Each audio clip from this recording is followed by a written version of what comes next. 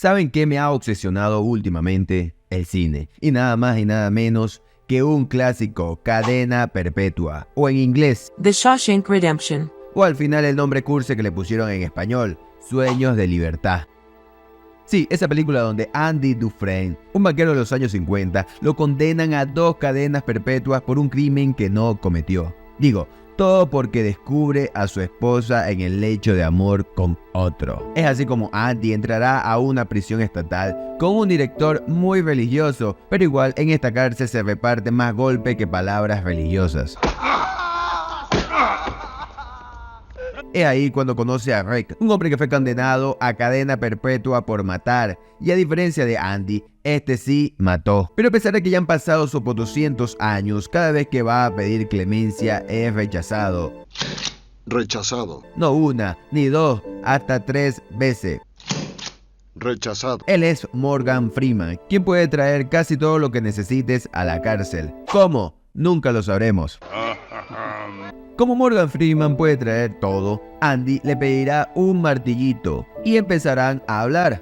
Esas típicas charlas de cárcel, tipo que, mira, no vayas a usar ese martillito con los mariquitos que te quieren coger. Y si lo llegas a hacer, no sabes quién soy, le decía muy amablemente Morgan Freeman ante el pedido de Andy. A todas estas, el pronóstico de Morgan se cumple y a Andy le querrán hacer el amor por la fuerza.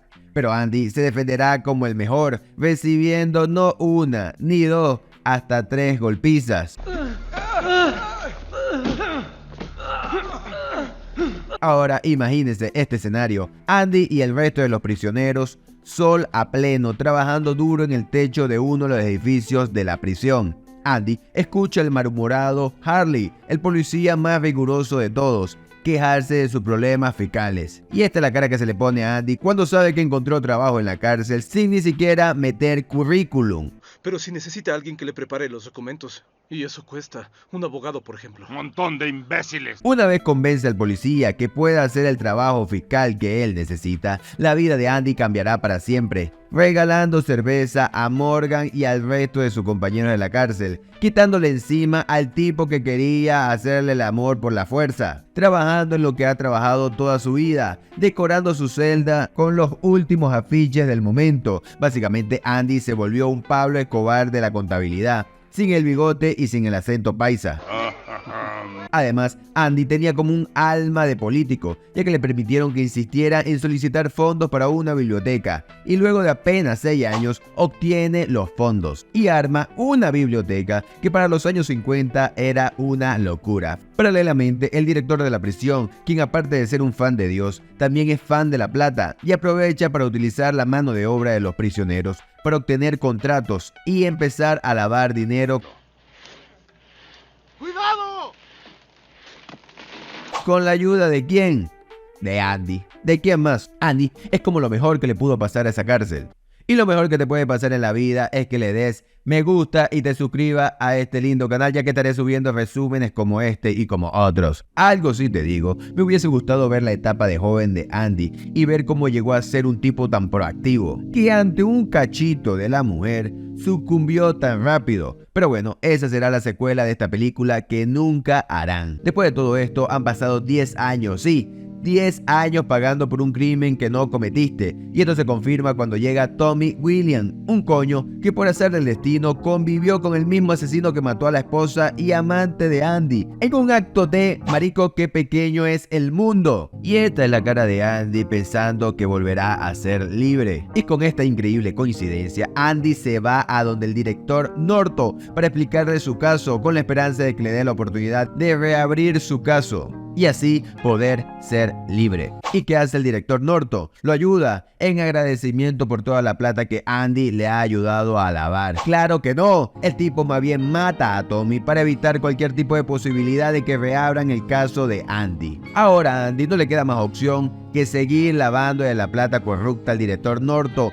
por las malas y además limpiarle los zapatos. Y tú dices, este tipo te está haciendo la contabilidad, ¿qué más quieres que te haga? ¿El desayuno? Bueno, grave error del director, ya que Andy tenía un plan bajo su manga. Y un día, Andy desaparece de su celda. ¿Y saben qué? Con los zapatos del director. Además, había estado cavando un túnel con su martillito de piedra durante 19 años. Hablemos de paciencia. Yo ni siquiera puedo esperar a que el microondas caliente la comida.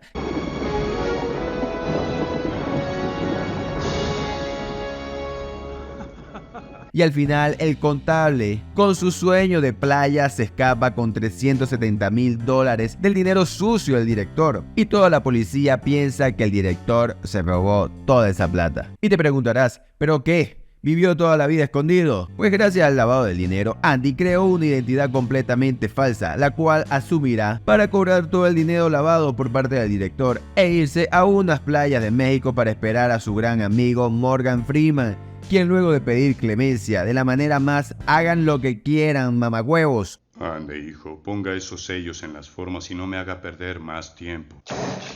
Aprobado. Le aprueba su libertad e irse a donde Andy le dijo que escaparía, sin decirle que escaparía. Por supuesto, el director Northup no puede soportar la idea de ir a prisión y decide tomar el camino rápido, si saben a lo que me refiero. Y así se termina Sueños de Libertad, una historia de amistad, resistencia y cómo usar la contabilidad para vengarte de tus opresores. Y pensar que a algunos le parece aburrido la contabilidad. Si te gustó el resumen, por favor, dale me gusta. Si no te gustó, por favor, dale me gusta. Si le das me gusta, suscríbete. Chao.